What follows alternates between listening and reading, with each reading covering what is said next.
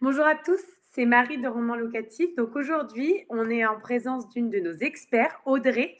Donc Audrey, je vais te laisser la parole pour que tu te présentes rapidement. Bonjour Marie, j'espère tout d'abord que tu vas bien. Alors effectivement, comme tu l'as souligné, donc je suis Audrey et je suis experte en colocation au rendement et en investissement au rendement. Maintenant que tu t'es présentée, j'aimerais savoir comment tu gères, toi, l'impact de la crise sur tes locations actuelles. Alors, l'impact de la crise sur mes colocations et sur mes locations actuelles. Alors, concrètement, je peux dire, alors je croise les doigts que j'ai eu un petit peu de chance. Je suis connue en France comme étant experte en colocation, donc je possède vraiment plusieurs colocations, ce qui d'ailleurs me fait vivre. Mais au-delà de ça, j'ai aussi des locations courte durée. Alors, et c'est la raison pour laquelle je disais que j'ai de la chance, parce que malgré tout, dans mes colocations et dans mes locations courte durée, euh, certaines personnes sont restées à l'intérieur des colocations et des LCD à cause effectivement de la crise. De ce fait, euh, personnellement, je n'ai pas été trop impactée. Alors, évidemment qu'il y a des personnes qui sont parties chez leurs parents, etc., etc. Donc, j'ai des chambres vides dans mes colocations, ce qui ne m'est pas arrivé depuis pratiquement 10 ans. Mais ce n'est pas un souci. Alors, je touche du bois, mais pour le coup, et je pense qu'on verra au fur et à mesure de l'interview, j'expliquerai pourquoi ce n'est pas un souci, mais ce n'est pas une grosse catastrophe. Voilà. Oui, tant mieux pour toi d'ailleurs, parce que c'est vrai que la colocation permet peut-être de diluer les risques et d'avoir moins de problématiques. Et du coup, tu penses qu'il faudra investir après cette crise? Alors, je ne sais plus. Alors, pardonnez-moi pour les puristes ou les personnes qui s'y connaissent un petit peu mieux que moi, surtout dans le monde asiatique. Alors, je ne sais plus si c'est chinois ou japonais. Il y a un mot qui est identique et qui signifie crise et opportunité.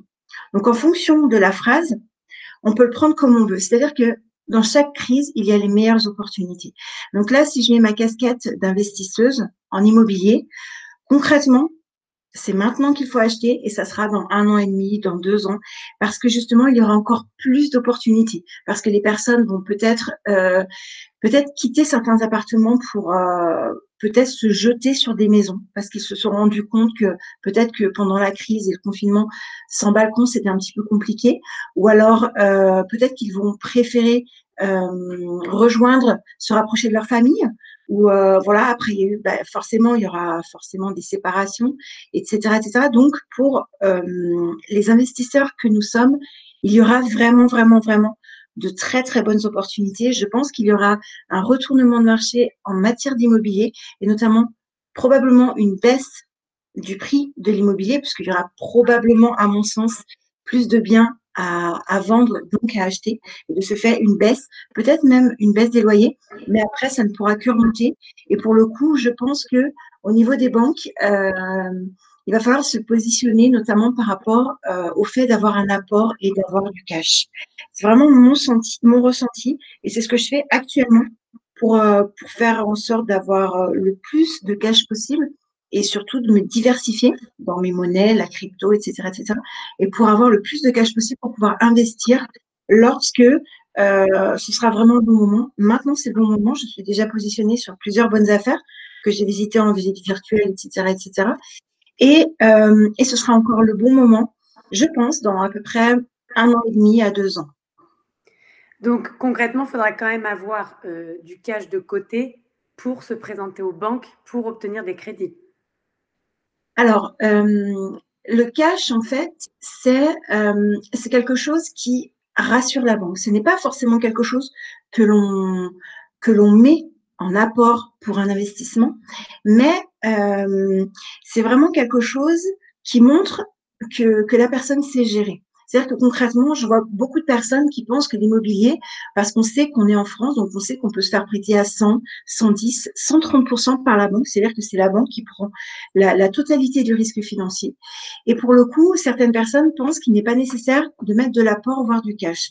Mais pour le coup, la banque, elle, va regarder surtout votre capacité à gérer déjà votre argent, votre salaire et ensuite un bien éventuellement. Et c'est pour ça qu'il faut avoir le plus de cash flow possible, tout simplement. Et je rebondis juste, tu as parlé de visites virtuelles. Est-ce que tu fais confiance donc aux agences? Est-ce que tu penses qu'on peut faire confiance au niveau des visites virtuelles? Alors, ça va être, ça c'est une partie un peu personnelle. La confiance n'exclut pas le contrôle. Ça, c'est un petit peu d'humour. Mais pour le coup, alors, j'ai confiance dans une certaine mesure. C'est-à-dire que j'ai confiance sur un projet qui représente 100%. J'ai confiance à 80% dans l'agent immobilier. Et c'est vrai que j'en connais plusieurs et je peux voir lorsque quelqu'un est compétent ou si ce n'est qu'une personne qui, entre guillemets, ouvre des portes. Donc, on peut poser des questions en amont, mais bien évidemment, il y a toujours le facteur risque et on est complètement dans la loi de Pareto. C'est-à-dire que dans ton facteur risque, il faut que tu estimes qu'il y a 20% de choses que tu ne pourras pas maîtriser, que de 20% que de vraiment de choses que les gens ne pourront pas maîtriser, même si on est l'investisseur ou l'investisseuse la plus aguerrie du monde. Pour le coup, il y aura toujours 20% de non maîtrisables. De ce fait, ces 20%-là peuvent se chiffrer. C'est-à-dire que, par exemple, sur un bien à 100 000 euros, lorsque je me positionne sur un bien à 100 000 euros, tout compris, admettons, eh bien, je mets toujours 20% de ces 100 000 euros de côté. Il faut que j'ai, pour pouvoir me rassurer, parce que je suis une investisseuse et j'investis en colocation, donc prudence extrême. Je ne fais pas n'importe quoi. On ne gère pas 100 000 euros comme on gère 2 euros. On n'est pas non plus sur ces sphères-là. Ça peut être catastrophique si c'est mal fait, mais ça peut être exponentiel si c'est bien fait. Et de ce fait, ça nous permet d'avoir encore plus de recul. Et ces 20 000 euros, ça me permet de me tranquilliser mentalement. Et s'il y a un souci, comme par exemple la crise actuelle, ben, c'est pas un problème puisque le cash flow que j'ai généré les années précédentes ou l'épargne que j'ai font que je peux pas lier à une crise. En vrai, je peux pas lier à peu près à une année sur chacun de mes biens. Oui, il faut donc, oui, il faut bien réfléchir quand même par rapport à tout ça Il faut et réfléchir, pardon, mais il ne faut pas être paralysé. oui, Il faut vraiment réfléchir. Chaque projet nous permet de nous connaître mieux, de grandir.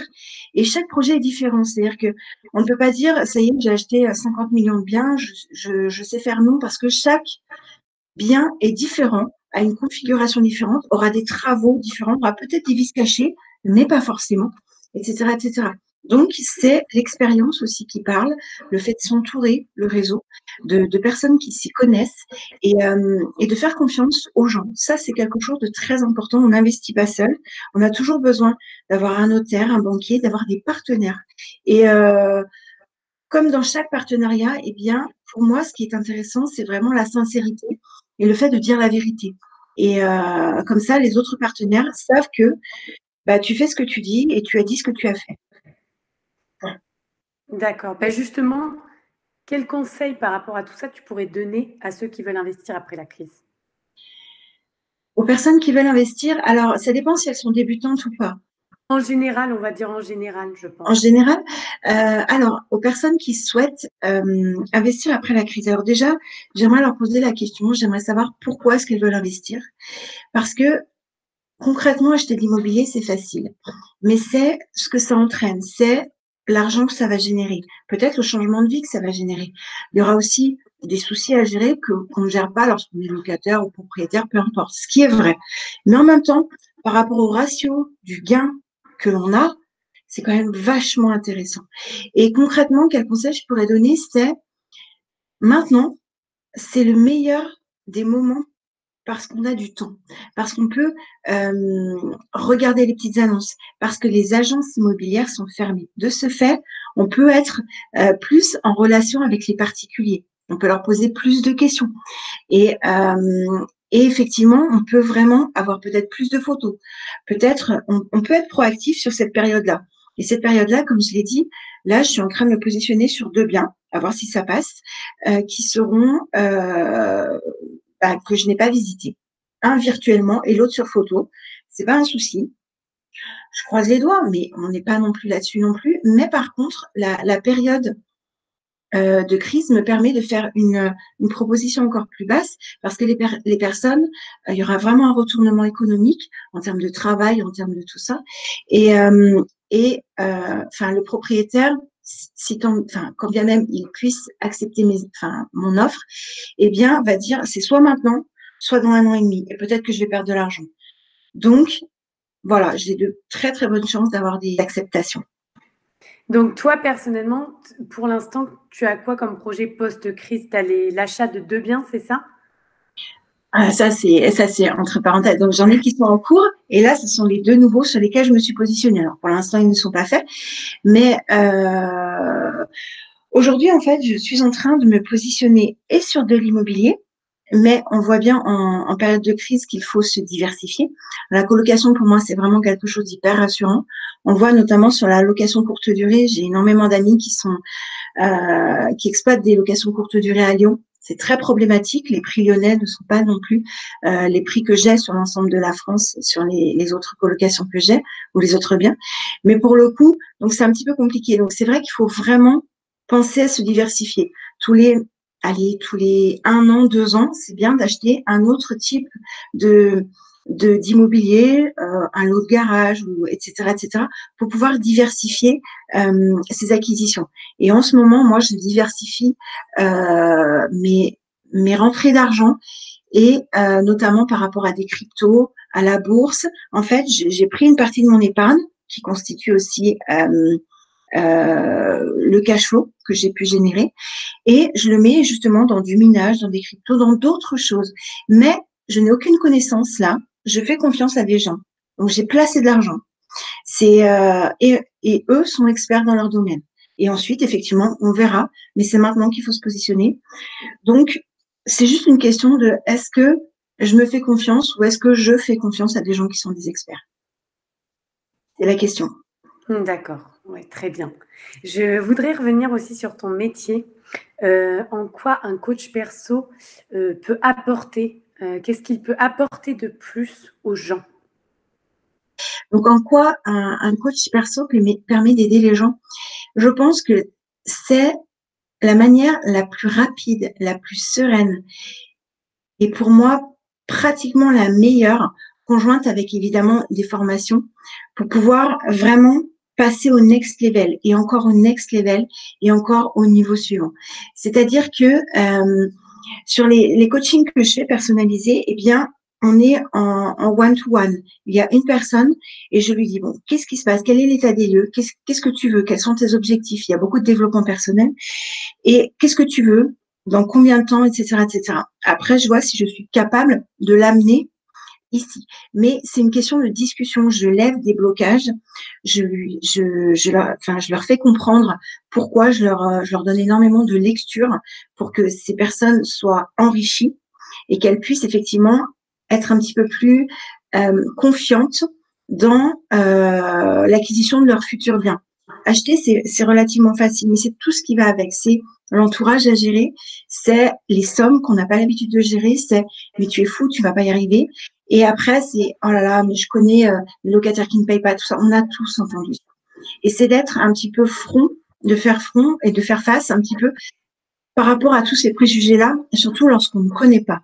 Et de ce fait, le fait d'être aidé, coaché par quelqu'un qui est déjà passé par là depuis 10 ans, qui te dit et qui est bienveillant, je pense que c'est mon cas, eh bien, qui n'a pas forcément d'intérêt, puisque le fait de coacher la personne, bien sûr que je vais avoir une rémunération, mais pour le coup, la personne va vraiment se décarcasser pour aller plus loin parce qu'elle aura payé. Et après, mon objectif, c'est de ne plus les voir en à peu près 3 ans parce qu'ils seront allés tellement haut qu'ils sont complètement en autonomie et ils sont assez aguerris pour pouvoir encore et encore et encore et encore investir sur d'autres projets. Le plus difficile, c'est le premier parce que c'est nouveau, c'est normal. Et après, une fois que ça fonctionne, on duplique, on duplique, on duplique et là, c'est bon, c'est exponentiel. Oui, tu leur permets en fait vraiment de faire sauter les barrières qu'on peut avoir, la peur qu'on peut avoir par rapport à l'investissement, parce qu'on a parfois peur des retombées, des risques, et je pense que ça freine beaucoup de gens au final. Effectivement, la peur est notre plus grande peur et c'est vraiment notre plus grand frein parce que elle est parfois paralysante. Pour moi, la peur est motivante, c'est-à-dire que c'est parce que j'ai eu peur que j'ai investi. Donc, c'est important pour moi d'aider les gens à se faire confiance. Et lorsque alors j'ai une capacité, c'est que j'arrive à trouver la pépite dans chacune des personnes. C'est-à-dire que j'arrive à leur faire tellement confiance qu'elles ne peuvent pas me décevoir. De ce fait, elles vont, euh, elles vont loin et elles ont un pied dans l'inconfort, mais après, cet inconfort devient confortable. Et ça leur permet d'agrandir leur cercle et d'aller encore plus loin pour elles. Je pense que ça peut aider des gens aussi à mieux comprendre. Et ce qu'on peut retenir de tout ce qu'on s'est dit, c'est quand même qu'il faut investir, que la crise, ça peut être une bonne opportunité, ce n'est pas que négatif, et qu'il faut surtout apprendre à se faire confiance, et que justement, dans ces moments-là, on peut peut-être aller voir un coach. Alors, on investit, mais on n'investit pas n'importe comment. C'est-à-dire que lorsque j'accompagne des gens, je regarde, enfin c'est un petit peu bizarre, mais le niveau qu'elles ont. Et si leurs objectifs ou leurs ambitions sont cohérentes avec ce que je peux leur apporter, et si elles sont cohérentes avec leur capacité de travail, et si elles sont cohérentes avec la vie actuelle qu'elles ont. Merci beaucoup Audrey, en tout cas, pour toutes ces explications, pour cette bienveillance. Et quant à nous, on se retrouve très vite sur Rendement Locatif. Vous pouvez donc retrouver Audrey directement sur notre site dans la partie expert et convenir d'un appel avec elle. Tous les liens utiles se trouvent juste en dessous de cette vidéo. Quant à nous, on se retrouve très vite. En attendant, je vous souhaite bon courage.